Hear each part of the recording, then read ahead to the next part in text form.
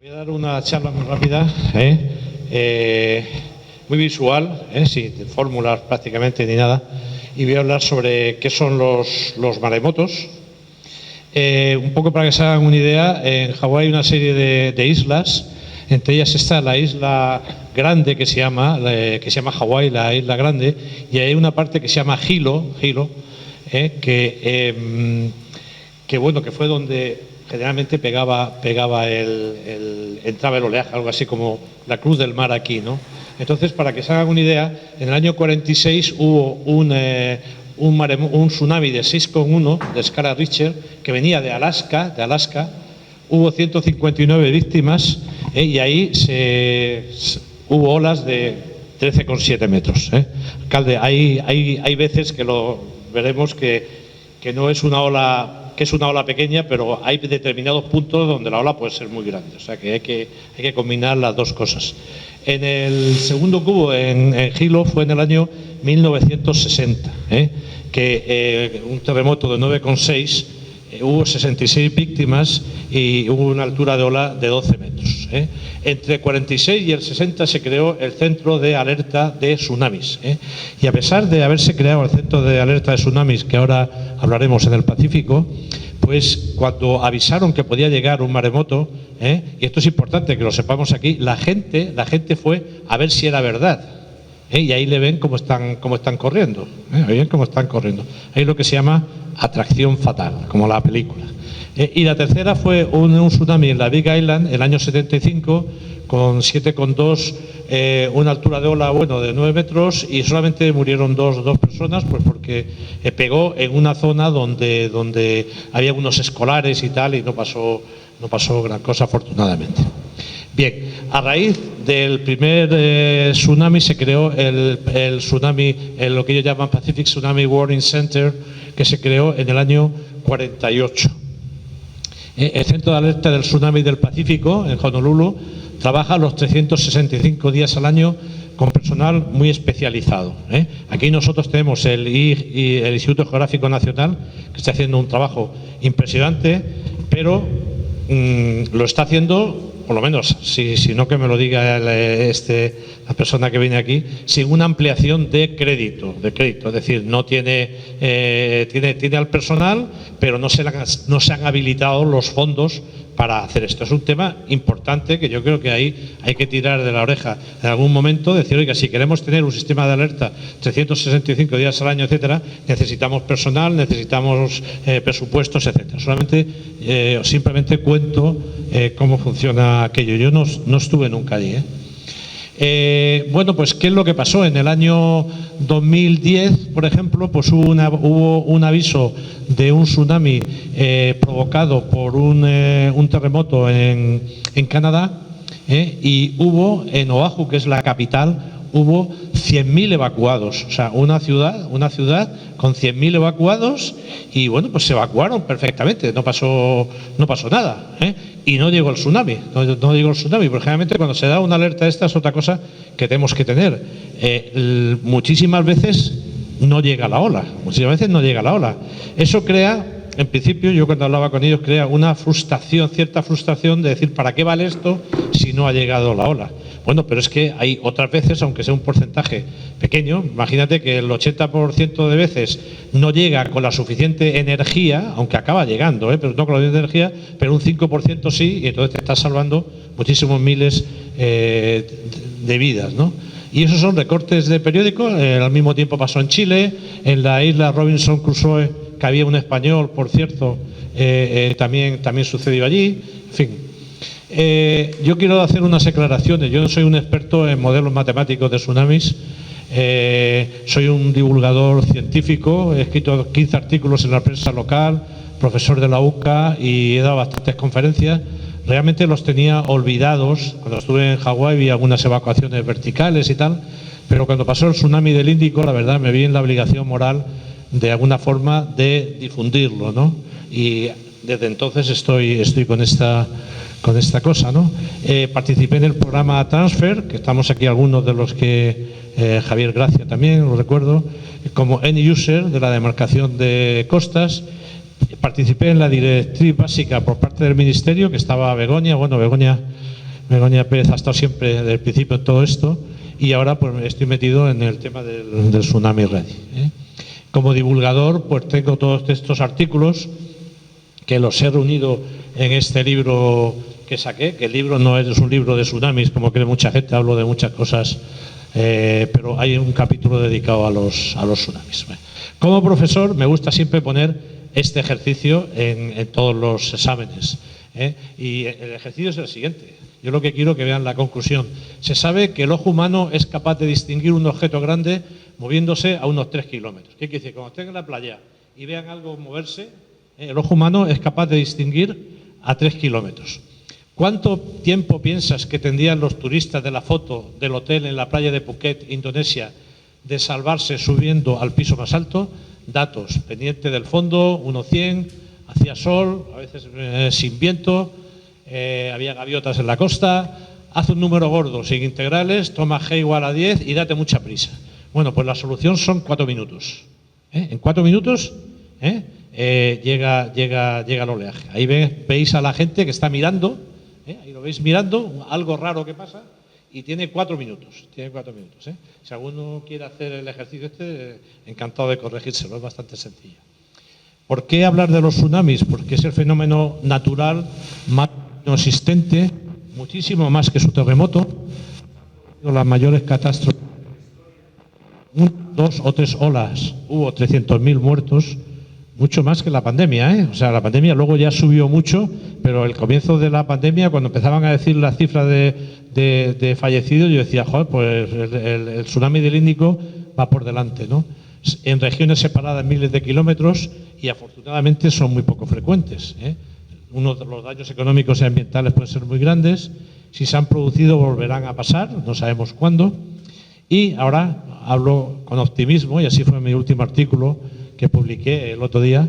Yo creo que se abre un periodo de optimismo guiado por el Tsunami Ready en Chipiona y la obligación de cumplir con el Plan Estatal de Protección Civil ante el riesgo de maremotos, que se presentó aquí el 18 de mayo del 2021. Aquí podéis ver cómo se distribuyeron las víctimas. Veis que en Indonesia hubo 200 y pico mil, pero veis que en Sri Lanka hubo 38.000. En Sri Lanka está a 2 horas o 2 horas y pico de Indonesia, o sea que había tiempo más que suficiente para haberles avisado. Se podía haber avisado, y pasó también en la playa de Phuket, de Indonesia, ¿no? A mí me gusta mucho poner esta distribución de fallecidos por países. No hubo ningún español. Bueno, sí, no falleció, pero sí la española que hizo la película pues lo relató muy bien. Pero fíjense bien, en Suecia que hubo 575 fallecidos o desaparecidos y tal. Bueno, pues en Suecia se hizo un funeral de Estado. Solamente se han hecho 2. Uno de un barco mercante que desapareció o pasó algo de eso, y Y en Suecia, a lo mejor no han habido estos números de muertos en hace muchísimo tiempo, porque ha sido un país neutral, etcétera. Y lo mismo pues en otros países como Suiza. Y Suiza tiene un representante en UNESCO. Cuando no sé si te acuerdas, cuando estuvimos con las cosas estas de UNESCO, pues había un representante que era de Suiza, y lo habían nominado porque efectivamente la gente viaja, los suizos viajan, ¿no? Y por lo menos que se enteren, ¿no? Hoy día un tsunami similar al de Lisboa, si sucediera en verano, sería una tragedia aún mayor que la de Indonesia del 2004. No quiero ni nombrar y decir estas cosas, pero bueno, pero es así. O sea, vamos a ser claros, Son todas fotos que he puesto de Andalucía. El otro día, cuando estuve en la línea, dije, pues voy a poner una aquí que se vea el peñón de Gibraltar y se vea la playa. Los aspectos técnicos son muy complejos, son el estudiar los maremotos como ola es muy complejo. Lo tienen muy trillado ya todo el grupo de Cantabria y el grupo de Málaga, y bueno, y la ola, ahora hablaremos de la ola del maremoto, que no es una ola extraña, es una ola rara. Pues no solamente es importante la elevación, como decía el alcalde, luego está también el arrastre. El arrastre es lo más es lo más importante. Una vez que se ha inundado todo, pues como te coja, pues te arrastra cuando sube y luego cuando vuelve. Ya hablará Javier Benavente del tema de las corrientes, aunque son otro tipo de corrientes, pero hablará del tema de las corrientes que han estudiado muy bien. Incluso han hecho de personas que parámetros y tal. Bueno, pues estamos acostumbrados a ver las olas de viento y no estamos acostumbrados a ver las olas de tsunamis. Ahí a la izquierda ven una ola enorme en el faro ese y de joder, las olas de esto son impresionantes. Y en cambio allí a la derecha ven una ola en el fondo, una masa, y dice, joder, pues eso no tiene importancia. Y en cambio aquí, esta misma ola que arriba era tan grande, cuando llega a la costa rompe. Pero afortunadamente una ola rompe más o menos a la misma profundidad. Es decir, esa ola de allí que puede tener 30 metros, cuando está en la costa a 2 metros, lo más que puede tener son 2 metros de ola. Eso nos salva bastante. Y en cambio allí, esa ola que parece pues muy chiquitita y tal, cuando entra y sube, produce una inundación que es lo peligroso. Ahí no hay altura de ola, eso es como un río, ¿no? Los parámetros de la ola que estamos acostumbrados pues tiene la cresta, tiene el seno, la altura de ola, que la distancia entre la cresta y el seno, el periodo, el tiempo que tardan en pasar dos crestas, la longitud de onda, muy importante, que es la distancia que hay entre dos crestas o dos senos, y la celeridad, que es la velocidad con la que un surfista se mueve. Bien, ese es el movimiento de las partículas de una ola que están acostumbrados a ver. Pero ahora llega lo que se llama la onda solitaria. La onda solitaria, yo cuando la estudié pensaba, ojo, esto es una entelequia del típico matemático que nos va a venir, esto no vale para nada, una onda solitaria, una onda triste, no sé, yo le daba así. Y bueno, y es una ola que va toda por encima del nivel medio del mar.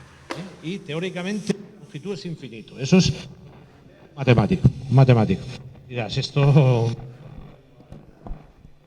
se descubrió esto lo descubrió Lord Scott Russell,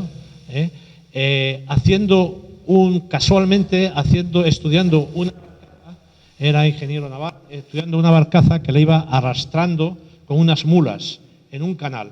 Y de pronto se formó una ola detrás y la ola esa avanzó y adelantó a la barcaza. Russell empezó a correr detrás de la ola y empezó a pensar este tipo de ola por qué se había formado, ¿no? Y entonces esa es la ola solitaria, que ahí la pueden ver ya hecha en canal con sus ecuaciones, y que va toda por encima del nivel del mar. Cuando rompe, y esto es importante también, se produce, aparte de la ola que llega rota y que va toda por encima del nivel del mar, y como decía el alcalde, no hace falta que sea muy grande, con que sea esa elevación de una longitud de onda enorme, es una masa de agua que entra, pero se rompe también. Cuando va avanzando, se rompe. Matemáticamente esos estudios se llaman solitones. ¿Y eso qué es lo que hace? Hace que cuando llegue el oleaje, pues bueno, luego llegan, como veremos, varias olas y tal, pero los puertos se quedan en movimiento, en agitación, porque esos solitones, que son ondas más cortas, que de eso va a hablar seguro, vas a hablar tú, son lo que son ¿cómo le llaman? Megatsunamis, ¿no? Meteotsunamis, muy bien dicho, meteotsunamis. Entonces son olas que son mediolas, pero que son peligrosas. ¿Por qué? Porque si aquí se produjera un maremoto en el puerto de Chipiona, lo que tenían que hacer, bueno, lo primero de todo, que eso es una cosa que no lo hemos metido aquí, lo primero que hacer cuando suene la sirena sería coger todos los barcos y irse a alta mar, y después que no se les ocurra hacer evacuaciones, por ejemplo, en el puerto de Cádiz, para salvar a la gente, llevar tal, porque el puerto de Cádiz estaría en movimiento bastante tiempo, como pasó en el de Honolulu, aunque no llegue el maremoto, pero estas ondas siempre acaban llegando. Aquí podéis ver arriba lo que es un oleaje de viento y abajo lo que es un tsunami, que es los tsunamis a veces no son más grandes que las olas de viento, pero son mucho más peligrosos. Es una elevación del mar y luego viene la inundación. Aquí lo veis. Eso, alguien que viera eso diría, pues nada, que se ha desbordado una presa. No es el desbordamiento de una presa. Aquí lo ven, del tsunami de Valdivia, que es el terremoto más grande que se ha generado de 9,5 grados escala Richter. Hubo 3.000 muertos y ahí veis a la gente, como estamos hablando aquí, una vez que sabes a dónde ha llegado la inundación, pues se van a sitios altos y bueno, y lo más que puedes ver es pues ver cómo pasa la inundación, que es lo que hicieron allí en Valdivia, ¿no? Las causas que producen los maremotos pues son terremotos en el fondo del mar, deslizamientos submarinos, erupciones volcánicas, deslizamientos costeros, meteoritos, un glaciar que se cae, explosiones de gran magnitud. Cuando he puesto la L quiere decir que son locales, que no son tan graves como podrían ser los otros. Lo que se le exige a un maremoto es que sean dislocaciones del fondo del mar producidas por un terremoto de magnitud superior a 6,5, en principio, salvo que me corrijan los del Instituto Geográfico, que son los que saben mucho más que yo de esto, y se provocan por súbitos levantamientos o hundimientos de la corteza y necesitas un desplazamiento vertical con enormes volúmenes de masa de agua, o sea, enormes volúmenes de millones de metros cúbicos, que son los que producen la energía. También se pueden producir por deslizamientos de laderas, también se pueden producir, como pasó allí en el tsunami de Alaska, que provocó un derrumbe de 30 millones de un glaciar, y el remonte se produjo hasta 500 metros en esa montaña. Lo que pasa que al ser una zona constreñida, lo que se produjo fue un fenómeno de resonancia y se produjeron esas ondas que alguien dijo que era un afelio y tal y cual, que son las ondas resonantes, que sucedió en el puerto de Conil también, y allí hay una descripción de unos pescadores que estuvieron durante 2 días yéndose de un lado para otro. Bueno, la hidrodinámica de los tsunamis pues es complicada, Dibujar los mapas de inundación requieren un gran conocimiento y esfuerzo computacional, no es trivial, es muy bonito verlo dibujado, pero para llegar a eso hay muchísima ciencia ahí metido, y luego os hablo también de la resonancia de los puertos por los solitones, pues que también hay que acordarse de ellos. Las ondas son circulares, son como si tú tiras una moneda al agua, desplazamiento circular, eso es una faena. El desplazamiento circular es una faena porque el oleaje coge una dirección, ¡bum!, y ahí va. La onda circular va para adelante y va para atrás. ¿A qué velocidad viaja un tsunami? Bueno, pues hay una formulita, más o menos raíz cuadrada de G por H. Si aplicas a 4.000 metros, te salen 700 kilómetros por hora, la velocidad de un jet. Y a 10 metros, que serían frente de esto, son 40 kilómetros por hora, que está muy bien, 40 kilómetros por hora es la velocidad que tiene una moto náutica. Las primeras consecuencias, y eso a mí personalmente me da mucho miedo, una vez que comienza no se para, no se para, para adelante y para atrás. Puede llegar debilitada en cuanto a energía y todo eso, pero la ola sigue avanzando. Capaz de desplazarse miles de kilómetros a la velocidad de un jet, no importa la climatología, un día precioso y generalmente suele pasar por ahí, llega a puntos donde no se ha sentido el terremoto, es una onda circular en todas direcciones y penetra por difracción en zonas abrigadas y se refleja en los bordes. Fíjense bien en esta foto. Aquí ven cómo va para adelante y para atrás. Claro, eso el oleaje normal no lo hace, nada más que va en un sentido. ¿Cuál es la altura de ola de un tsunami en alta mar? Pues muy pequeña, entre medio metro y 1 metro. Es decir, vuelvo a repetir, si se diera un aviso de un maremoto, habría que tener un sistema también, habría que hablar con los puertos de forma que tenían que irse a alta mar. Y además habría que estudiar a qué punto de alta mar tienen que irse, porque claro, si te vas a la barra de aquí, pues mal sitio, ahí te coge y tendrás que ir a un sitio, o sea, eso es un tema que tendría que estudiarse. Yo no se lo he comentado a los de Cantabria, pero viendo estos días, posiblemente Begoña seguro que sabe muchísimo más. Un barco no lo sentiría en alta mar. ¿Por qué es tan destructivo un tsunami? Bueno, por la famosa ecuación que estudiamos todos los ingenieros y que todos ustedes saben, caudal igual a sección por velocidad. Abran un grifo, le ponen el dedito en el grifo o en la manguera, disminuyen la sección, aumenta la velocidad. Y el caudal es constante. O sea, en ingeniería hidráulica es constante. Puede haber pérdidas pequeñas, pero el caudal es constante. Y por tanto, si caudal igual a sección por velocidad es constante y la sección la asimilamos a la altura y la velocidad a la celeridad, cuando se va acercando el tsunami a aguas es la raíz cuadrada de G por H, es decir, menos H menos C. Si C disminuye y H por C tiene que ser constante, pues H para arriba, aumenta. O sea, así de claro. No me digan que aumenta porque está con el fondo, no, porque la masa de agua tiene que conservarse y entonces ahí lo ven, como al principio tienen 213 kilómetros, bueno, la longitud de onda, se me ha olvidado decirlo, de un maremoto es más o menos la longitud de onda de la falla que se está moviendo, y esas fallas son de ese orden. Esa falla, si se ha movido en todo esto, pues produce algo, una perturbación de 200 kilómetros. Y luego pues acaba reducido delante de la costa a 10 kilómetros. Una longitud de onda de un oleaje como el de hoy, de 10 segundos, aquí frente al monumento son 100 metros. 100 metros, que está bien. Pues en cambio allí, a lo mejor un maremoto son a lo mejor 10 kilómetros. O sea, aunque tú tengas medio metro nada más, está por encima del mar y tiene asociado 10 kilómetros detrás, que va a 40 kilómetros por hora. Claro, eso es, como yo digo, eso es la rotura de una presa frente a tu casa.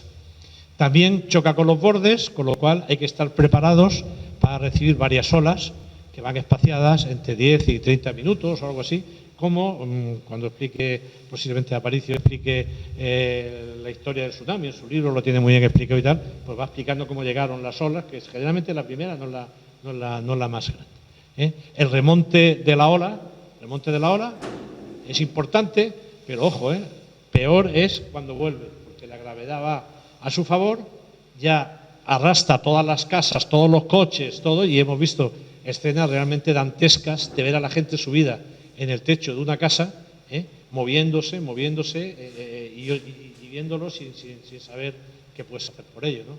Con esto acabo. Esta es una grabación encontrada de la secuencia de llegada de un tsunami. A mí me da bastante pena me da tristeza ver esta foto. Yo no sé qué le pasaría a este matrimonio, pero estaban allí, estarían de luna de miel o de vacaciones y tenían una grabadora. No sería un móvil de esto, porque este fue el tsunami de Phuket, pero fíjense aquí, la primera. Después fíjese que el mar se ha retirado, la gente sigue allí, paseando tranquilamente, se ve algo lejos, lo que yo os decía, masa de agua extraña a lo lejos, avanza muy rápida, ya está encima, y gran inundación de una masa de agua, y ya no se tienen más escenas de estas fotos. Entonces, repito, ¿qué señales nos avisan de la llegada de un tsunami? Una, lo más frecuente, que sea un retroceso continuo, extraño, me gusta decir la palabra extraño del agua, durante unos minutos, dejando ver peces, conchas, etcétera. No vayamos a liarla, señor alcalde, que haya una baja mar y que llegue uno de aquí y diga tsunami, y la liemos.